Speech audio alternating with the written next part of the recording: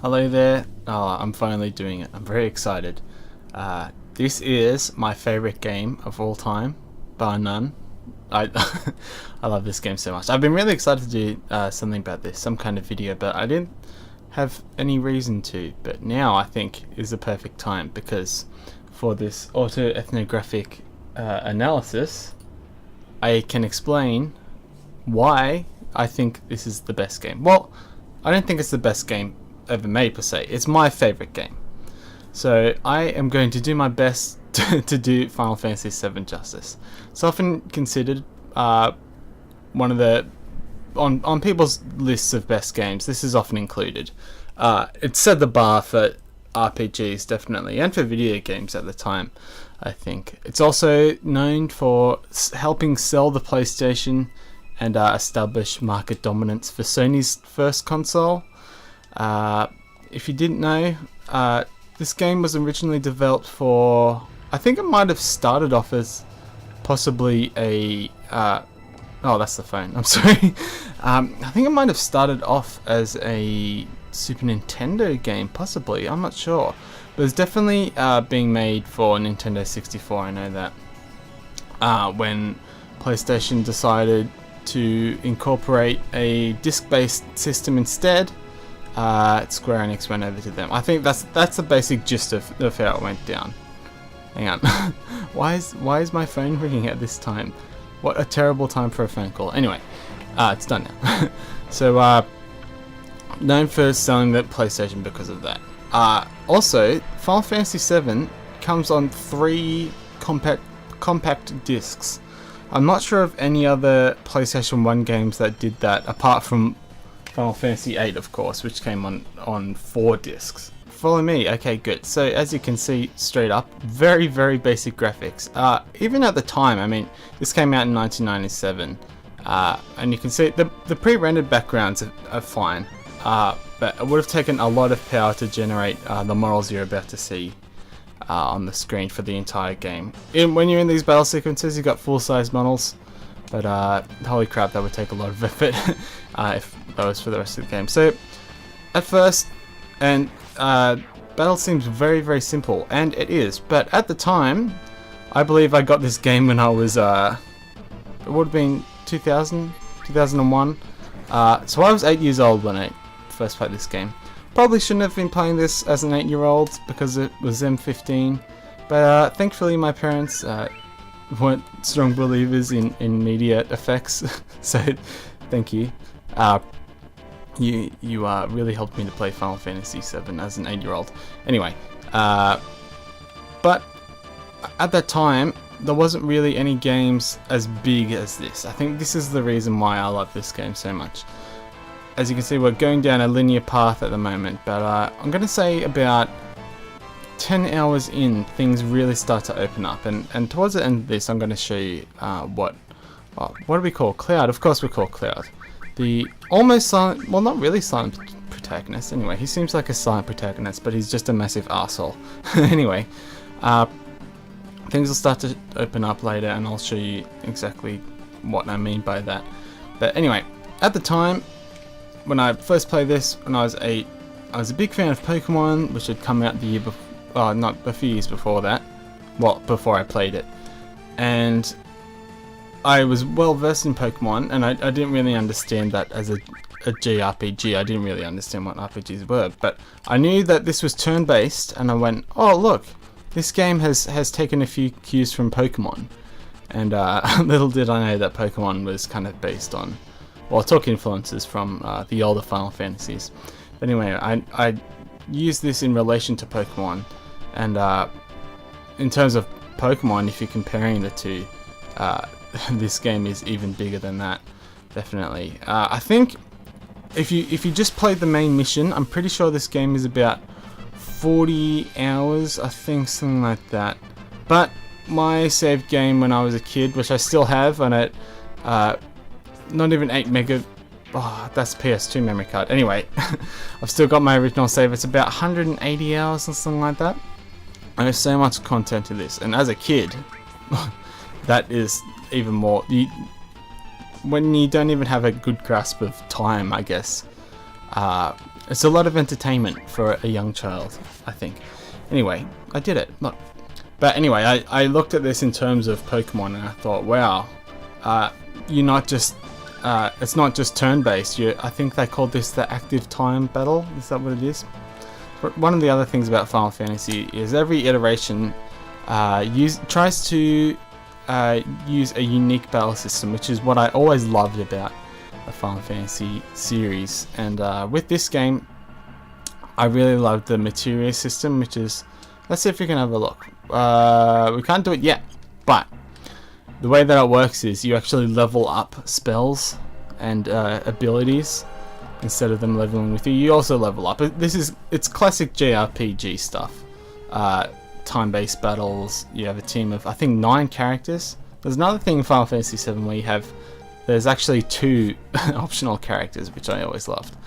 Of course, everyone goes and gets them, but you didn't have to if you didn't want to, which I don't know why, but it was just cool. there was so much optional stuff in this. There's so many different mini games as well. I mean, I've spent like tens of hours on the Chocobo racing mini games. If you're familiar with that, that Chocobo song will probably just haunt your memories, even though it is good. Another thing about this game that I loved, fantastic music. Music playing right now is good, but it's not like one of those beautiful songs that come in the more emotional parts of the game. But I think One Winged Angel, the song playing in the final boss of this game, has been replicated so many times by orchestras. If you go to see, often when orchestras do their video game numbers, One Winged Angel always seems to be included. That and one of the Zelda songs is always in there, I think. So anyway, I think I should get to the reason why I think. Oh no, we'll play this a bit more. I'll show you what the battle system's like. I kind of just well, so much. Also, in terms of story, this also had a fantastic story. Somehow managed to pull it off with 1, no voice acting, and 2, the models don't even have mouths. Let's just have a look at Cloud. His muscles, they're not looking the best, but it's fine. His hair though, so much effort went into his hair. It's that trademark Japanese haircut, really. What was I going to say? So graphics, you can see though that this is like a really ugly area, and it's supposed to be. The pre-rendered backgrounds worked really well, even though they kind of don't look the best against like the really rudimentary character models. But still, I think this game fostered my love of. I guess it's not really steampunk. It's materia punk, but I get cyberpunk is probably a better analysis of a better term for what the design of this game is. But I'm sure it probably popularized it for a lot of people, this aesthetic of cyberpunk. And you play as this radicalist environmentalist team. It's another theme that runs through a lot of Final Fantasy games. Either environmentalism or anti-religion, which is a whole nother can of worms that I could not possibly cover in this short video. But anyway, after this battle, I think I will. No, let's just do it now because I forgot that I can edit videos. So I'll skip to the part where I'll show you why I thought this game was amazing as a kid. So for the first, I'll say roughly probably 10 hours of the game, you're playing the story of this group of environmentalist soldiers called Avalanche trying to take down the big company who wants to ruin the Earth and the city. And you're stuck in this city of Midgar. You're being funneled through a series of basically one big corridor. You can move around a bit and do some stuff, but essentially it's one big corridor, and it's great and it's fun, but it doesn't have that trademark open world feel of Final Fantasy VII. But until you get to about, as I said, roughly 10 hours, you get to leave Midgar, and at that point the world opens up into this. If my PlayStation loads, there we go. You can see that map. this is Midgar, and you get to see it from the outside, and you are in the open world. And as you can see, Midgar is just this tiny. You can see whether that white light is flashing. I don't know if you can see down in the bottom right corner. That dot is just Midgar, and you've opened up into this huge world. And as an 8-year-old, I just thought, holy shit. Well, I probably didn't swear at that age, but you know, I was just blown away of how big the world was. And you can go out and battle into here, and then there's other cities, there's all other areas, and you can just run there if you want. Let's try out the trademark limit breaks, which is basically special move. I should probably just run away so I can keep showing things about the game. But this is what the screen will look like later in the game. Very messy, I think, but it's fun. But as you can see, you unlock more characters. There's a cast of 9 characters, each with their own backstories. I think I'm pretty sure every character you'll go into an extended section which will teach you about them. So we could run to it. You can run to this next town. That's the next place you go, and it's just a completely new area. And then about, I'm gonna say, probably another 20 hours after that, which is when you finish the second disc. I think, I'm pretty sure that's the case. You no longer have to run around the city because you get another trademark Final Fantasy. Oh no, we were so close to getting there. That's very disappointing. We'll run away. That's okay. Oh look, a beach. I forgot that you could just battle things on the beach. We'll run away. Running away involves holding down L1 and R1 and just hoping that you successfully run away at some point in time. There we go. So after all that time, you've been wandering around this huge map, and then you get this, the airship. It's incorporated into every Final Fantasy game, the airship. But this was the first Final Fantasy VII game I played. I'd never seen anything like this, because now you can just fly around, and you can actually see how big the world is and just fly past it as quick as possible. And this is what really made Final Fantasy a big deal for me, and I still love it. It's still a lot bigger than a lot of other games that are released now. Where is this? This is the Gold Saucer. Good place. That's where all your chocobo racing happens. What's that? Oh look, there's a huge dragon waiting above here. Probably shouldn't attack it because that might take a while, because that is it's a pretty hard boss battle.